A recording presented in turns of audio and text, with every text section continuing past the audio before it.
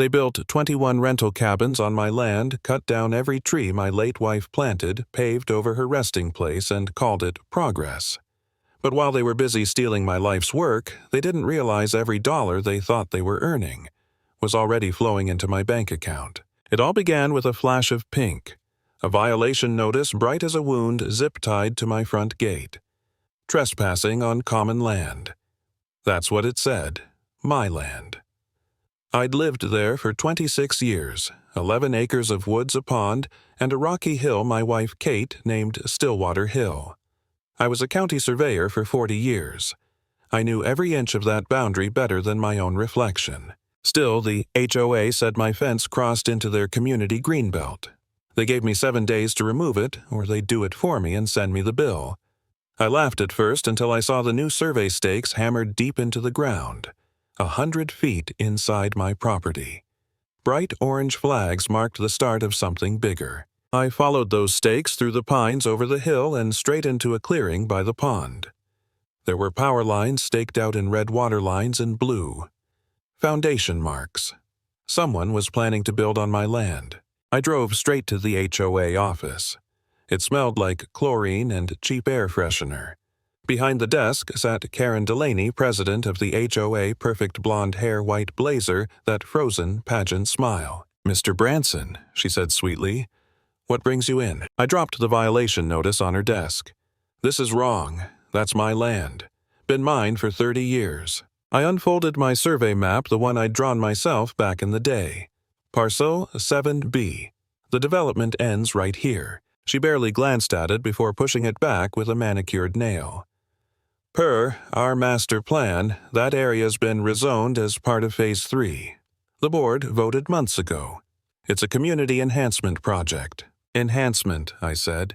"You can't just vote to take land that doesn't belong to you." She gave that little smirk the kind people wear when they think they've already won. "Things change, Mr. Branson. Maybe you should take it up with the county." Behind her, a giant glossy map showed the development, the meadows at Stillwater. I saw my land right there absorbed into a green zone labeled Community Cabins. My parcel wasn't even listed anymore. Just gone, like I'd never existed. That night, I heard bulldozers. 2 of them. They didn't wait for 7 days. They tore through my fence, flattened the trees Kate and I had planted, and by morning they reached Stillwater Hill. I stood there helpless, watching as they cut down the great oak where I'd spread her ashes. You don't forget the sound of a chainsaw cutting through your memories. A week later, at the HOA meeting, I showed up with every document I had, deed, plat, tax records. I spoke calmly, laid everything out. "This land is mine," I said. "Your construction is illegal." Karen just smiled, patient and polished. "Thank you, Mr. Branson. Unfortunately, the objection period ended 60 days ago." And just like that, she slammed the gavel and declared the issue closed. I was escorted out by a rent-a-cop in a HOA security shirt. As I stood in the hallway, I heard 2 board members whisper, "That was close. Doesn't matter. The cabins are pre-booked for 3 months.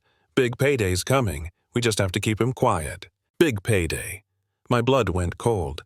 This wasn't community development, it was theft. That night, I stood by the ruined fence line, staring into the floodlit chaos that used to be my home. I felt small. Maybe they were right. Maybe fighting back was pointless. Maybe I should just sell and move away. Then, I saw the stump of the oak tree, Kate's tree, lit up in that harsh construction light, and something inside me hardened. I wasn't done. I spent the next week documenting everything. I used my old drone, one my son had given me, to film the site from above. No inspection trucks, no permits posted. I went through county databases. Nothing under the HOA's name, nothing under the developer. Then I searched for Stillwater, and there it was, 1 permit under a shell company, Stillwater Holdings, LLC. Registered agent Daniel Delaney, Karen's husband. It was all a front. They'd found a clerical mapping error from years ago and built an empire on it. They thought I wouldn't notice. I called my old friend Ed Tully, a retired title attorney. We dug through the county archives until we found the root of it, a 15-year-old overlay error when the subdivision was digitized. My parcel got misaligned on the digital map, but the legal deed untouched. On paper, I was still the undisputed owner. She built a castle on the cloud, Ed said with a grin. We filed a corrective deed with the county and quietly re-registered the property under the Stillwater Trust, named after Kate. No lawsuits, no noise, just a silent fix in the right hands. Then, I hit them where it hurt the money. The HOA was advertising luxury eco-cabins online using a third-party booking platform.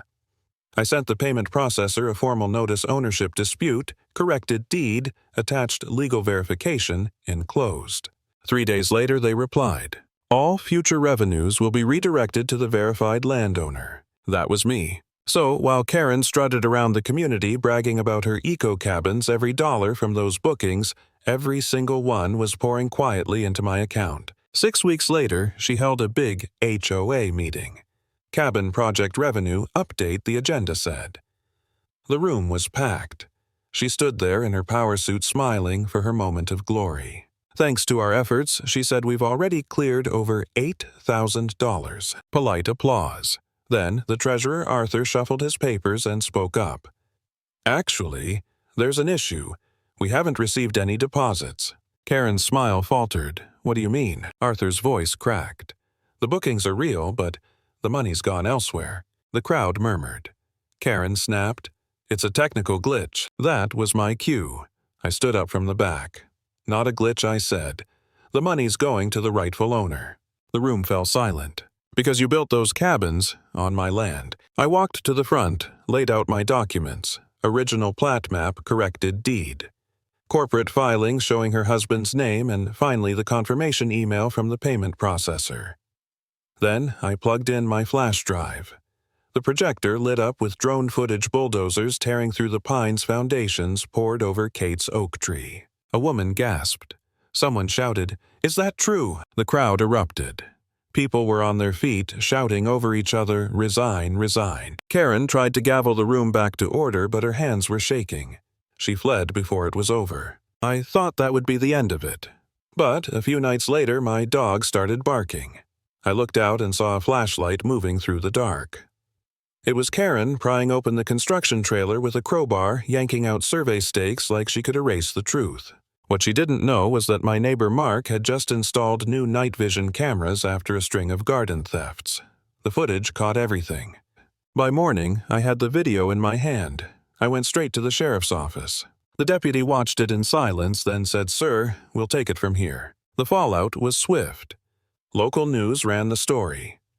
HOA, president, investigated for squatting on veterans' land. They aired the drone footage. The night video even dug up my old army photo. Karen's husband tried to spin it as a misunderstanding, but no one bought it. Within a week, she was removed from the board. The city inspector came next, found 14 major code violations, declared all 21 cabins unfit for occupancy. Condemned. When the new interim board came to my gate, heads bowed, eyes full of regret, they asked what to do next. I looked up at the scarred hill where Kate's tree once stood. "We start over," I said. And that's what we did. But not as an HOA project this time, as a community. We replanted trees, rebuilt honestly, and placed a new oak on the crest of Stillwater Hill. The cabins that were safe to use stayed standing. But I didn't rent them out for profit. I turned them into homes for veterans and first responders. Quiet places for people who'd given everything and needed somewhere to breathe again. I named it Stillwater Hill Cabins. Karen wanted to build an empire for herself. But in the end, she built a legacy for my wife instead. And if there's one thing I learned from all this, it's that maps can be redrawn, but the truth beneath them never changes.